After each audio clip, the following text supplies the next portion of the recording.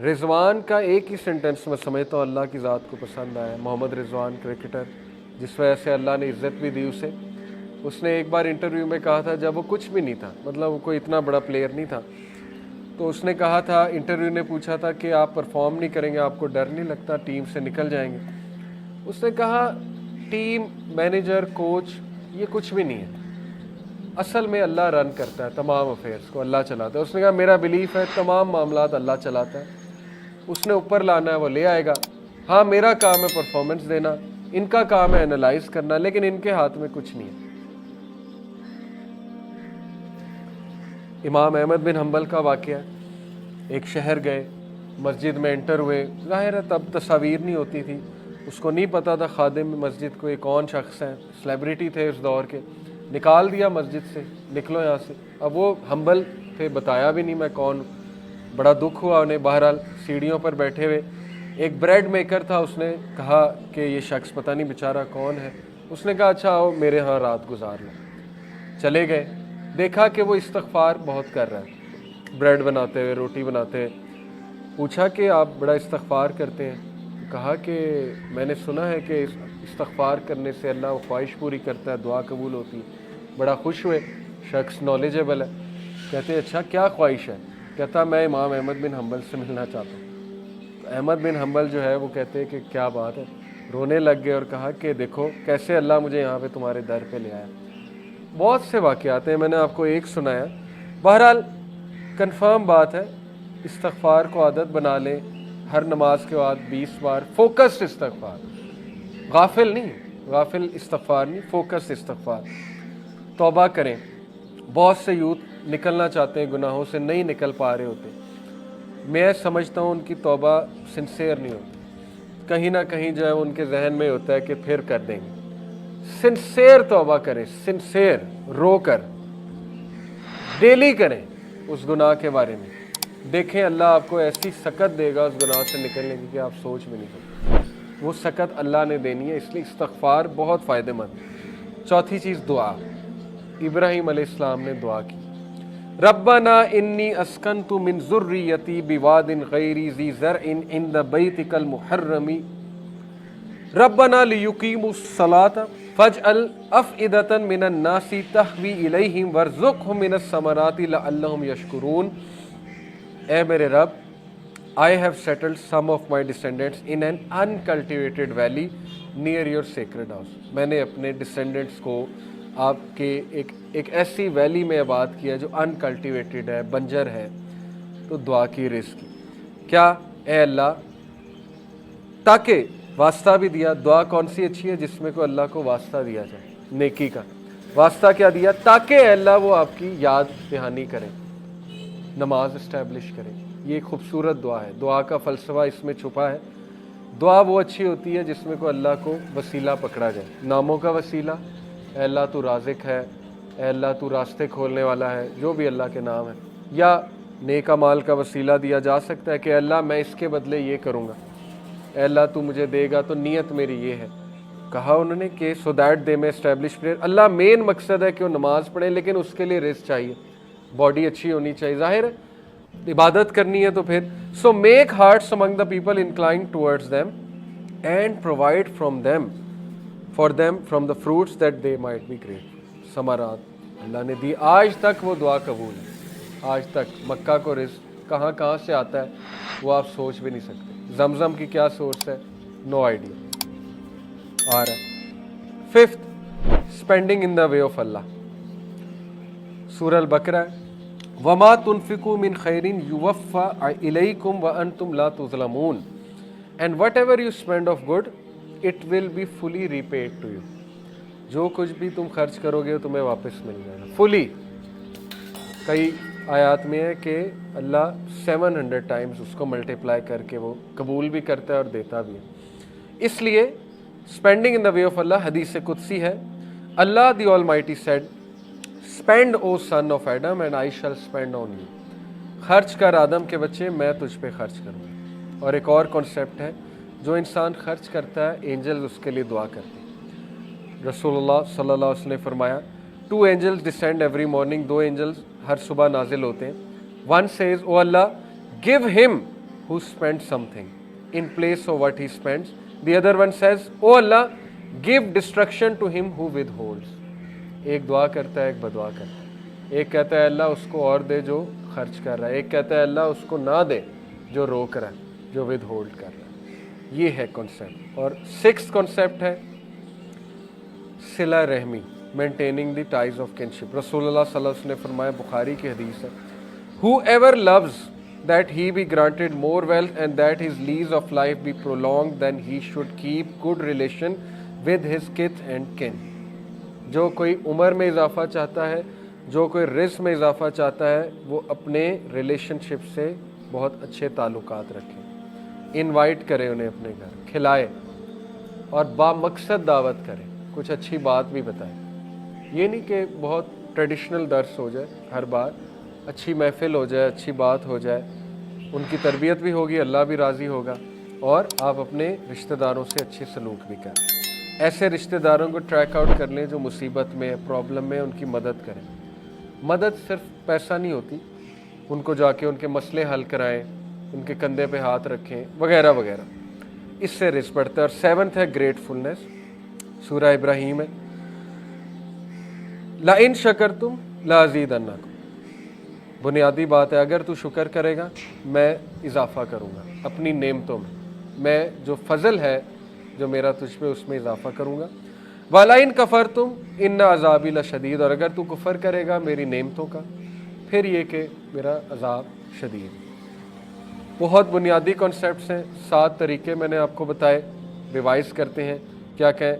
सबसे पहले तवक्कुल, बर्ड्स की तरह का तवक्कुल, के निकलना है और इस बिलीफ से निकलना है कि जब मैं वापस आऊँगा पेट भरा होगा, ये बिलीफ को तवक्कुल कहते हैं। सेकंड, तकवा, be conscious of Allah, her matter में अल्लाह को ले आए, अल्लाह रिज़्क़ देने वाला है, नेक बीवी भी, नेक औलाद भी, सोशल वेल्थ भी, टाइम वेल्थ भी, सब अल्लाह के कंट्रोल में है। बरकत टाइम में अल्लाह देता है, कामों का हो जाना ये अल्लाह कराता है, मुख्तलिफ ज़राए से कराना है अल्लाह कराता है। Third, इस्तिग़फ़ार, seeking forgiveness. फोर्थ, दुआ। Fifth, spending in the way of अल्लाह, निकालें पैसा, देखें पैसा वापस आएगा, बढ़कर आएगा। सिक्स, सिला रहमी, maintaining the ties of kinship. Seventh, gratefulness.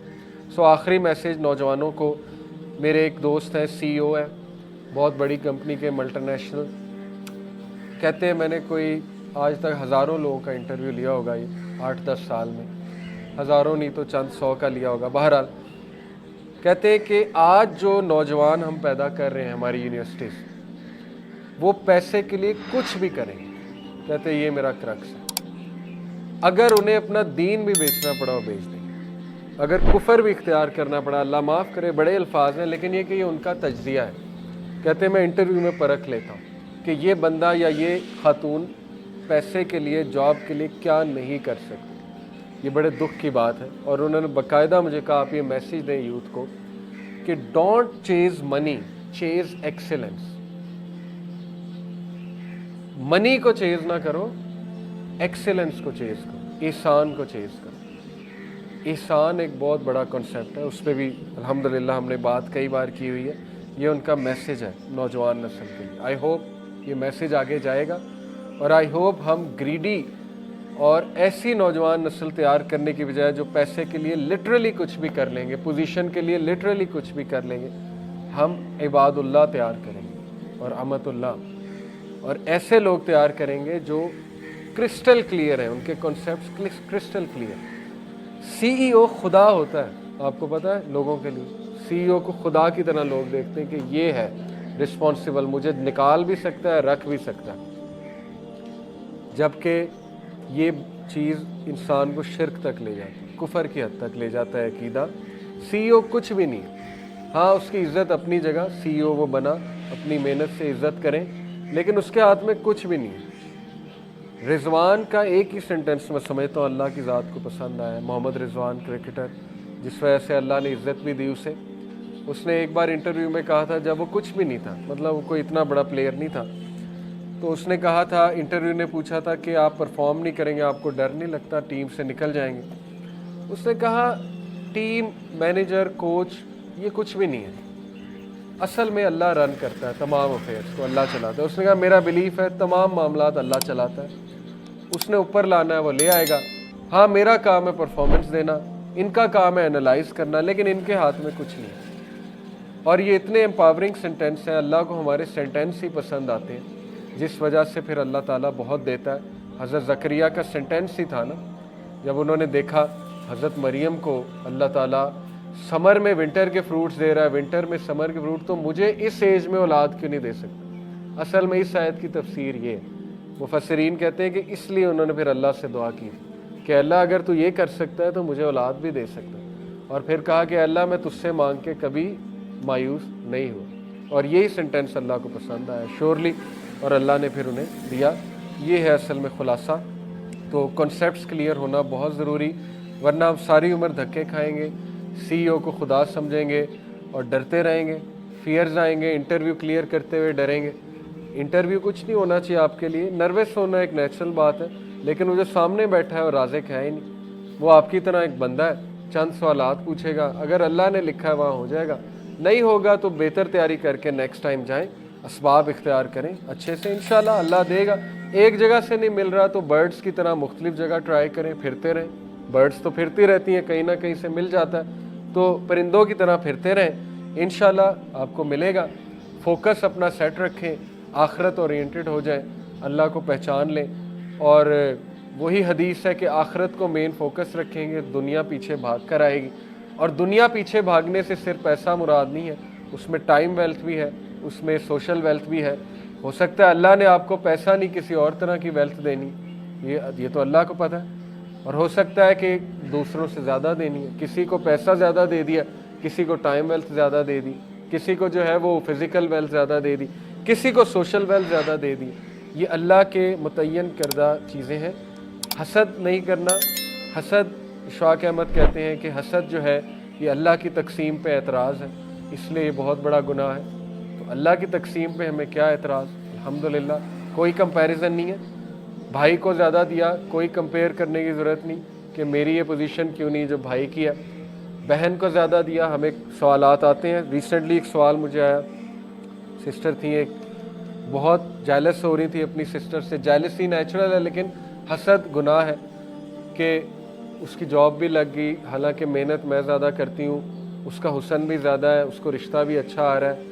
یہ نیگیٹو باتیں ہیں، نیگیٹو باتیں شیڈو کی طرح ہیں، شیڈو پہ جتنی لائٹ ڈالیں گے شیڈو بڑھ جائے گا، بیسک لائٹ کا کنسیپٹ ہے، اسپاٹ لائٹ ڈالیں گے شیڈو پہ بڑھتا جائے گا، جتنا اسپاٹ لائٹ ان تھاٹس پہ ڈالتے جائیں گے شیطان حاوی ہوتا جائے گا، وہ اس جیلسی کو حسد میں کنورٹ کر دے گا، وہ حسد آپ کے نیک اعمال کھا جائیں گے، ذہنی سکون کھا جائیں گے، اینڈ میں ملے گا کچھ نہیں، اگلا آگے نکلتا جائے گا، آپ وہیں کے وہیں بیٹھیں۔ اس لیے ان چیزوں پہ غور کریں۔ سبحانک اللہم و بحمدک، اشہد ان لا الہ الا انت، استغفرک و اتوب الیک۔ السلام علیکم و رحمۃ اللہ وبرکاتہ۔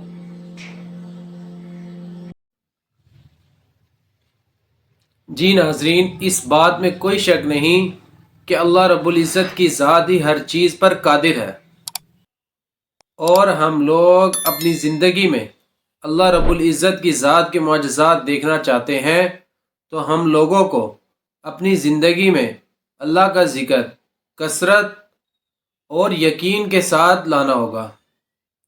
ہم لوگ جتنی کثرت سے اللہ کا ذکر کریں گے، اللہ رب العزت اتنی ہی آسانیاں ہماری زندگی میں پیدا کر دیں گے، اور ہماری دعائیں قبول ہوں گی، اور ہماری پریشانیاں ختم ہوں گی۔